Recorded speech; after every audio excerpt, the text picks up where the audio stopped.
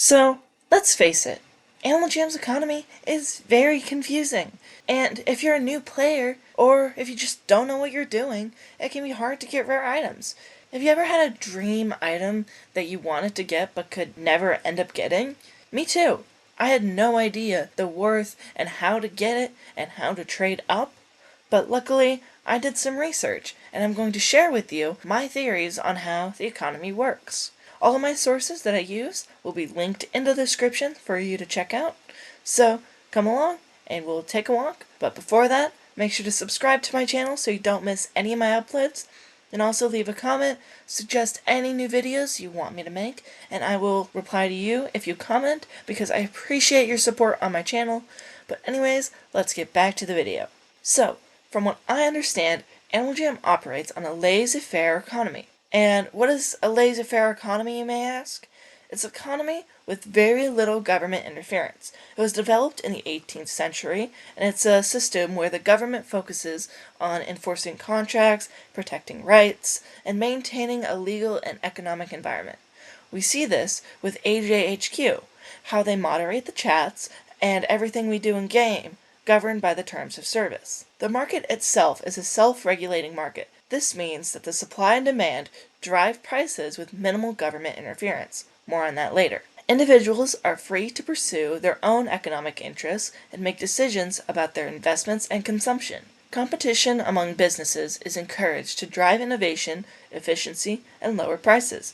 This, of course, like the real world, can lead to economic imbalances. You can of course see that in Animal Jam.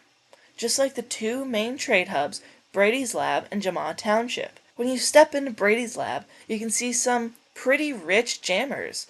And when you look at Jama'a Township, you can of course still see rare jammers, but much less so than Brady's Lab. A lot of richer players won't trade their items away, maybe because they're one-of-a-kind items, or maybe they just want a higher roll on their trades, or could just be looking for offers. Either way, it leads to massive economic imbalances because of people who hoard super rare items, and not just one-of-a-kind items. We saw this with the pink long collar, for instance. People began hoarding it, and from what I understand, they began recycling it too. When there's less of that pink collar in circulation, the worth then shot up significantly, reaching all the way to 2 black long collars. Although, now that their popularity has died off and there's more in circulation, their worth has more or less stumbled back down to 2 bad long collars. It's all about supply and demand.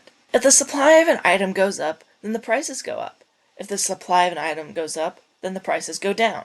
Similar with demand. If the demand of an item goes down, then the prices go down with it. If the demand of an item goes up, then the prices go up as well. Take, for example, dirt bikes. They're worth about a bad long collar depending on the color you have, but the demand is a lot lower. Therefore, you'll find it's a lot harder to trade these for the listed worth than it is to trade a yellow long collar for its listed worth.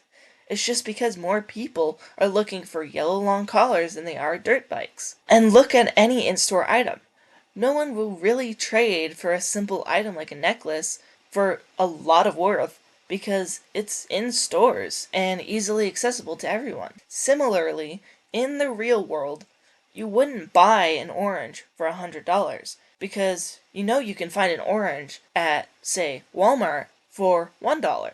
Therefore, no one would buy a necklace for 100 diamonds from someone's shop because you can get it for 45 gems in Jama'a clothing. This doesn't stop people from manipulating worth though, because it's a laissez-faire economy with no government to keep it in check. Therefore, there are monopolies and there are people who lie about what something is worth.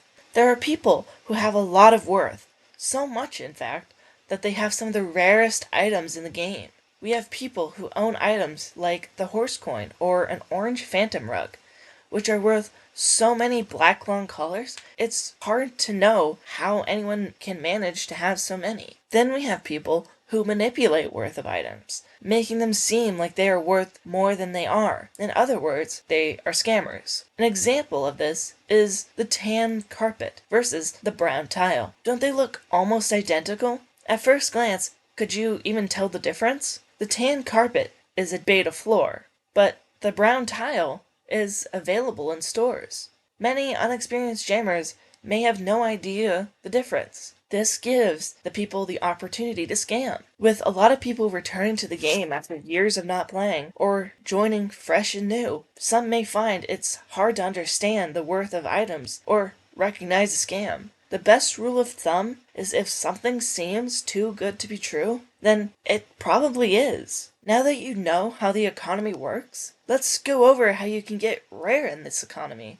It seems like it would be hard, and it takes a lot of effort, but it's not necessarily hard. Say you start from scratch. You just bought a membership for a month, and you're ready and set to get your first black long collar. The first step is just to look for bargains. Go to people's shops, check out if they have a rare bow and arrow for a diamond, then maybe buy that.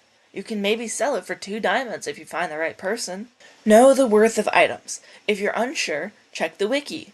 It tells you the worth of items, and some of them even have how much you can sell it for in diamonds, or how much you should be looking to buy it for. Be reasonable in price.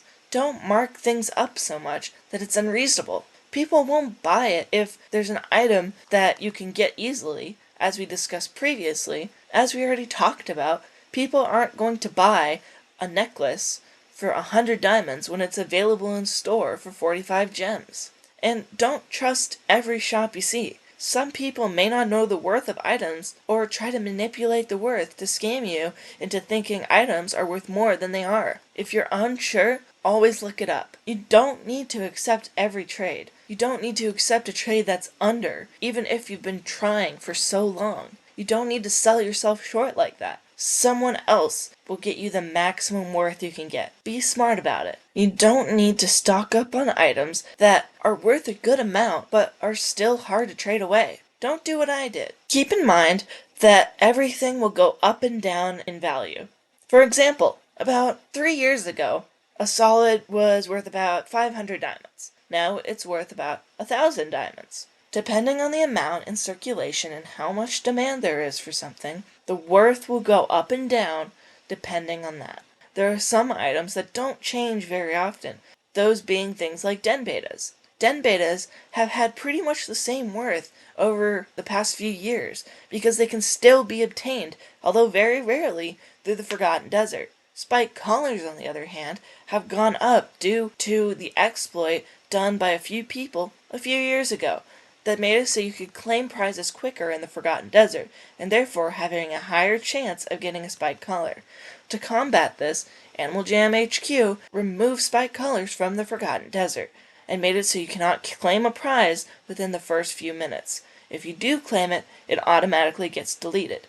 Because there is no way in-game to obtain a spiked collar, the worth of them has gone up significantly. Don't cheat by buying items off of sources like eBay. This goes against Animal Jam's terms of service and will get you banned if you're caught. Additionally, it runs a higher risk of getting scammed because you're dealing with real money. By buying and selling items, you put yourself and other players at risk, as well as your account, by violating Animal Jam's rules. Other things can happen too, such as a player sees a website that promises free items, if only you give them your username and password.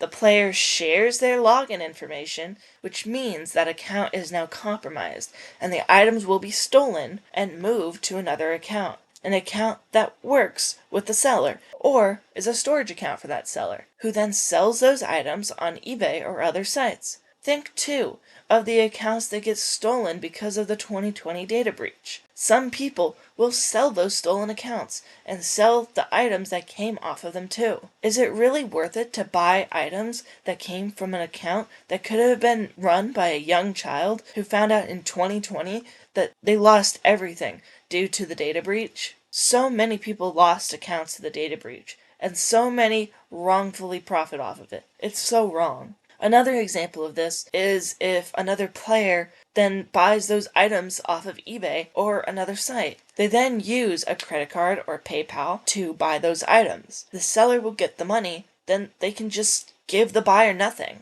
You're not guaranteed to get the items. The buyer gets scammed, they lose the money, and they open themselves up to get their account banned for a terms of service violation. The point is, don't sell items. Don't buy items. it isn't safe and goes against Animal Jam's terms of service. Instead of doing that, follow the steps I provided and get rare on your own. It's so much more rewarding that way, and you won't run the risk of being banned.